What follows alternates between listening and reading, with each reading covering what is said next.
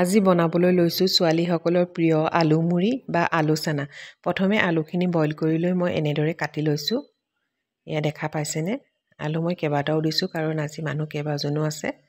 এয়া আলুখিনি মই এনেদৰে কাটি লৈছোঁ। নিজৰ চাইজত কাটি ল'ব পাৰে, মই এনেদৰে কাটিছোঁ। লগতে কটা পিঁয়াজ অকণমান দিছোঁ।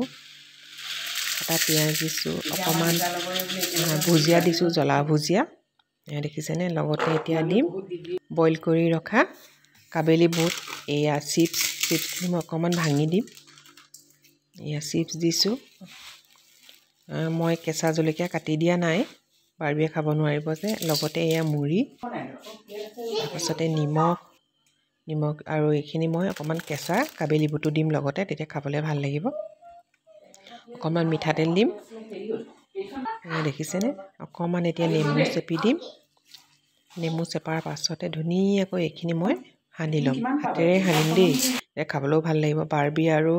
বাৰ্বিৰ কাৰণে অকণমান বেলেগকৈ ৰাখি মই তাতে অকণমান জলকীয়া গুড়ি দিছোঁ। আৰু এইখিনি দেখা পাইছেনে?